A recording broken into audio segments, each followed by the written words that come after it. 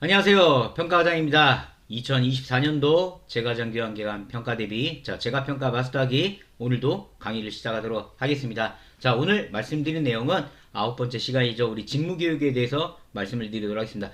직무교육은 실질적으로 지금 교육이 필요가 없어요. 필요가 없는데 그래도 좀 알고 가시라고 제가 번호대로 마스터하기는 한다고 말씀을 드렸잖아요. 그러니까 하나하나씩 영상을 이제 시청하시면서 이 항목을 내가 어떻게 준비했는지를 보라고 지금 마스터하기를 번호대로 하고 있기 때문에 자, 직무교육에 대해서 이거는 어렵게 생각하지 마시고요. 이건 이미 준비도 끝난 겁니다. 어떻게 지금 손을 댈 수 있는 것도 아니고 우리가 이런 게 있구나 한번 이렇게 들어봐 주시는 그런 시간이라 봐주시면 되세요. 자, 직무교육 같은 경우는 평가 점수가 2점이 배정이 되어 있고요. 이 항목은 전산으로 또는 기록으로 확인을 하는데 그냥 전산으로 확인한다 보시면 되세요. 전산으로. 이게 왜 그러냐면 나중에 이제 그 전산으로 직무교육을 받았냐 안 받았냐를 이제 평가관이 전산 확인하고 나오는데 아닙니다. 이 요양보사님은 타기관에서 받은 게 있기 때문에 저희 쪽에서 안 받았습니다라는 거를 증명하려면 그 기록을 우리가 또 보여주면 인정을 해요. 그래서 우리가 평가 방법이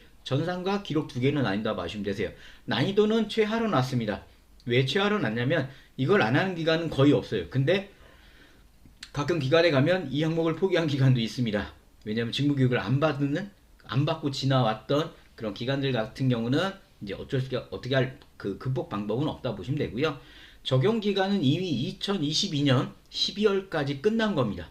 왜냐하면 우리가 아시다시피 직무교육은 2022년 12월 31일자로 종료가 됐습니다. 그래서 작년 23년도에는 아예 직무교육이 없었어요. 따라서 우리 아까 전에 서두에 그런 말씀을 드렸잖아요. 이 항목은 원래는 지금 교육을 받을 필요는 없지만 그래도 우리가 평가 항목에 있고 그래서 이 항목을 우리가 어떻게 알고 이해해야 되는지를 습득하시라고 말씀드린 거라고 말씀을 드렸어요. 따라서 우리가 점수는 2점이지만 이미 점수는 확정이 됐다. 확정이 됐고 우리가 이걸 어떻게 극복할 방법은 아예 없다 보시면 됩니다. 자, 평가 기준을 그럼 좀 보면서 말씀을 드릴게요. 평가 기준은 딱 하나 있습니다. 자, 2022년 12월 31일까지 교육이 종료가 된 상태인데 전산으로 평가관들이 확인을 합니다. 그래서 이것도 이제 계산을 해요. 계산을 해가지고 뭐 분자, 분모 보신 것처럼 뭐 분자에는 자, 직무교육을 이수해야 되는 전체 수, 그 다음에 분모에는 직무교육 대상자 수입니다. 그러니까 뭐냐면 전체 분모에는 우리가 교육받아야 될 전체 인원이고 분자에는 그 중에 받은 사람이 몇 명이냐 이거예요. 따라서 우리가 이거 같은 경우는 점수를 무조건 빵으로 생각하지 않으셔도 되세요. 우리가 어쨌든 인원의 전체가 아니더라도 교육을 받았기 때문에. 근데 이제 제가 누누이 말씀드리잖아요. 뭐 경력직 평가 항목이나 지금 보고 계시는 이 직무교육이나 뒤에 나올 한참 뒤에 나오겠지만 우리 등급 현황 같은 경우는 평가관들이 전산을 보고 계산을 해요. 우리가 이 계산법을 알고 있어봤자 전혀 의미가 없습니다. 물론 알면 도움은 되겠지만 내가 이것까지 신경 쓸 시간에 제가 다른 거라고 누누이 말씀을 드렸습니다. 따라서 우리가 분자 분모로 계산을 하지만 이 계산은 전산으로 평가관들이 확인하고 또 이 교육은 2022년 12월 30일 이미 종료가 됐기 때문에 우리가 어떻게 극복하거나 새로 어떻게 해야 될 방법은 없다. 거기까지만 내가 알고 넘어가시면 되세요. 아셨죠?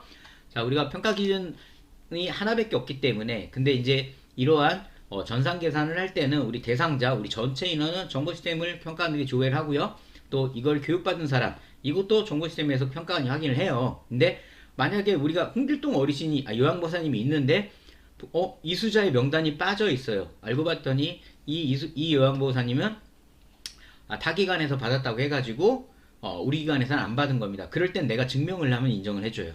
따라서 우리가 그거 하나만 알고 계시면 되세요. 2021년부터 또는 2020 우리 홀수기간 끝났으니까 짝수기간 끝났으니까요. 홀수기간까지도 좀 말씀을 드리면 21년부터 22년까지 전체 대상자 이수자를 보세요. 그 다음에 우리는 이분이 타기관에서 받아온 분이 있다. 그래서 명단 이수자에 없다 그러면 그 타기 받았던 서류라든가 그런 것들을 내가 평가관한테 보여줘야 됩니다. 안 보여주면 인정 안 해요. 따라서 그런 부분들 하셔야 된다고 봐주시면 되고 점수 계산은 그렇게 계산해가지고 80% 이상이면 우수 2점을 받으시는 거고요.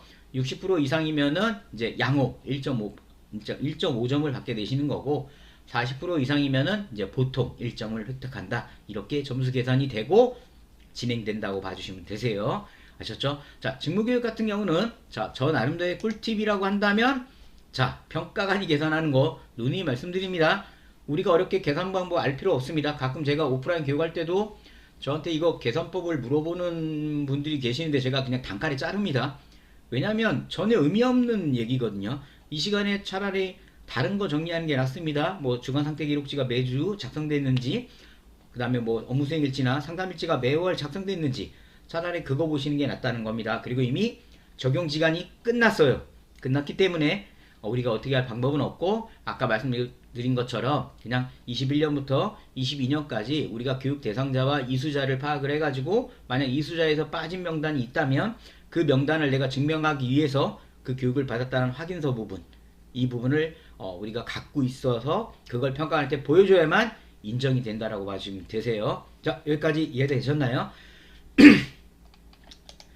강의를 이게 계속 하다 보면 목이 좀 많이 나가긴 해요. 지금도 제가 아시다시피 영상을 하루에 이제 몰아서 이제 이렇게 몇 주치를 이제 영상을 촬영을 하는데 확실히 목에 부담이 오는 것 같아요. 자, 누누이 말씀드리지만 평가는 정확한 평가 기준 매뉴얼에 서식이 있어야 되는 거고, 그리고 그걸 우리 기간에 맞게끔 일부 수정을 진행해야 되는 거고, 또는 평가에서 우리 기관에 물어봤을 때 내가 그거를 답변을 잘해야 된다고 봐주시면 되세요. 답변을 잘한다는 거는 내가 매뉴얼을 어느 정도 숙지하고 있다라는 거거든요. 그 숙지를 하기 위해서는 내가 매뉴얼을 보거나, 근데 우리가 책만 봐서는 이해가 좀 부족한 부분이 있으세요. 그래서 저희 평가단 채널 오셔가지고 영상 시청을 하셔서 그 공부를 하셔가지고 평가 때 대답을, 저는 대답을 되게 중요하게 보는 애거든요. 그래서 대답에 대해서 본인의 스킬과 능력을 키우시는 게 좋습니다. 이해되셨죠? 자, 아직도 평가에 대해서 궁금한 게 있으시다면 가만히 혼자 고민하지 마시고요. 네이버 카페, 저희 평가장 카페 오셔가지고 질문하시거나, 또는 화면에 보고 계신 것처럼 뭐 평가 서식이나 샘플, 뭐 내가 스스로 공부하겠다 하시면 저희 평가과정 공식 교육교재 평가별을 구매하셔가지고 공부를 하신다면 많은 도움이 되실 겁니다. 1년치 샘플도 제공이 되니까요. 자, 오늘 또 마스터하기 9강 자 정보교육을 말씀을 드렸고요. 자, 그럼 저는 또 다음에 아주 훌륭한 영상으로 돌아오도록 하겠습니다. 저는 박과장이었습니다. 감사합니다.